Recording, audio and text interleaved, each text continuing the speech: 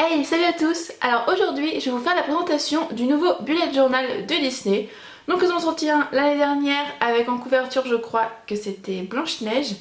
Et là, le 22 août, ils en ont sorti un deuxième qui est sur le thème de la fée Clochette.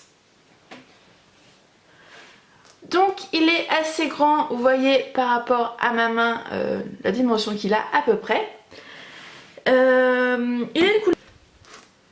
Il a une couleur plutôt sympa, moi j'aime beaucoup, c'est tout à fait dans le style que j'aime, et une clochette plutôt jolie. Donc le but de ce bullet journal Disney est d'être un bullet journal qui va vous guider dans vos démarches et dans la création de votre bujo. Donc on va voir tout de suite comment il se présente. Donc ici nous avons une introduction et un sommaire.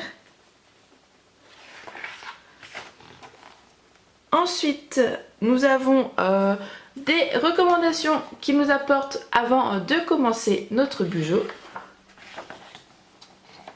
Et ensuite on va avoir quelques images de légende comme ceci où on a toujours un espace pour le décorer et écrire ce que l'on souhaite.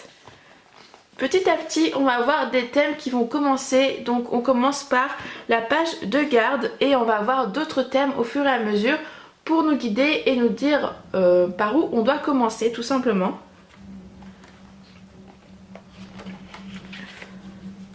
Là, on passe à l'index et à côté, on a une page pour nous exercer. Pareil pour les mots-clés.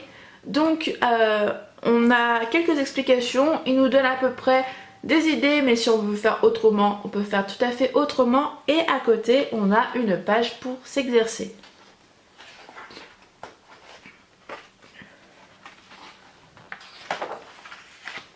Maintenant, on passe au calendrier. Donc il y a 3 ou 4 formes de calendrier différents. Et il vous explique à chaque fois quels sont les bienfaits, donc les avantages surtout de chaque calendrier. Donc on a pour le mensuel, mais je crois qu'avant...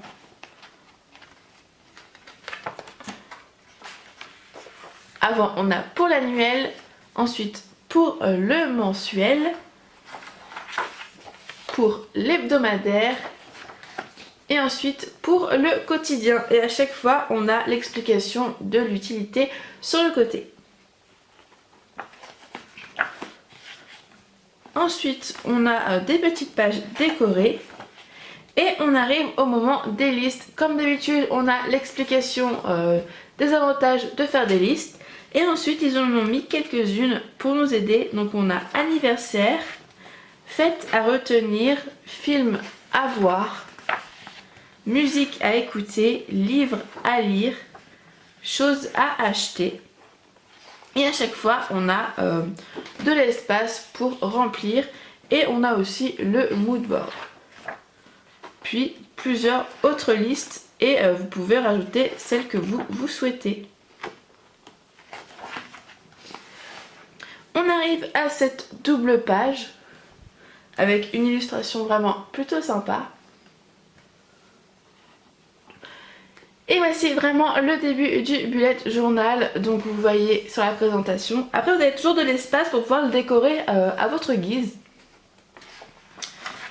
Là on a quelques pages de vide. On a une bonne dizaine de pages de vide pour pouvoir commencer votre bujo comme vous le souhaitez.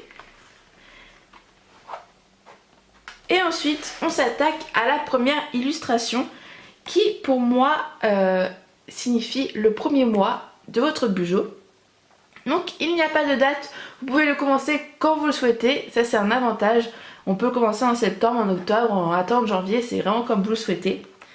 Et là on a une seule petite page de livre et on part directement sur plusieurs pages de calendrier comme ceci.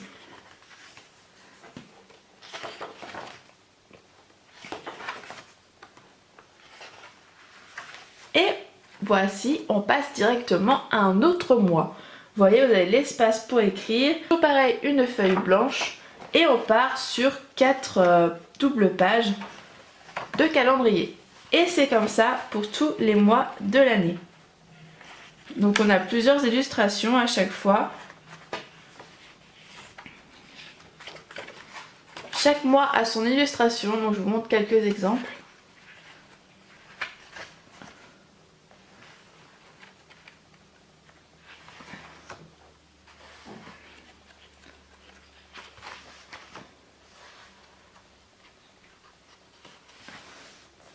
Voici par exemple.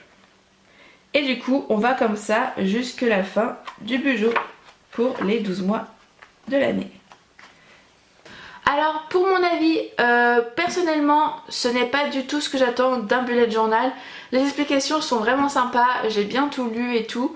Ils expliquent vraiment les choses. Par contre, je trouve qu'il n'y a pas du tout assez de place pour mettre notre touche personnelle, pour organiser comme on veut notre bullet journal. J'ai déjà eu précédemment l'année dernière, je vous mettrai la vidéo dans le petit i. J'ai acheté un bullet journal déjà l'année dernière qui avait des clés pour commencer, mais qui nous laissait beaucoup plus de possibilités et de choix tout simplement, et je préfère ça que celui-ci. Celui-ci je trouve quand même assez gros, assez lourd, on dirait un gros agenda en fait. Et oui, clairement pour moi c'est un agenda parce qu'il y a quasiment que des calendriers à l'intérieur. C'est pratique pour organiser ses journées, mais pour moi c'est un agenda, c'est pas vraiment un bullet journal. Après ça, il est vraiment de très bonne qualité. Je l'ai payé 12,90 € sur Amazon. Et il a vraiment de très belles illustrations, ça j'en mets pas mon doute, vraiment, il est top. Après je n'ai pas eu le premier, donc je ne peux pas comparer entre les deux. Donc vous, si vous l'avez eu, dites-moi les différences qu'il y a entre les deux. Et puis voilà, je pense conclure la revue là-dessus. Dites-moi vous en commentaire ce que vous en avez pensé, si vous êtes d'accord avec moi et que vous pensez qu'il fait plus agenda, ou si au contraire pour vous il est excellent en bullet journal. J'ai hâte de lire vos commentaires et vos avis. Je vous fais plein de bisous et je vous dis à très vite. Bye!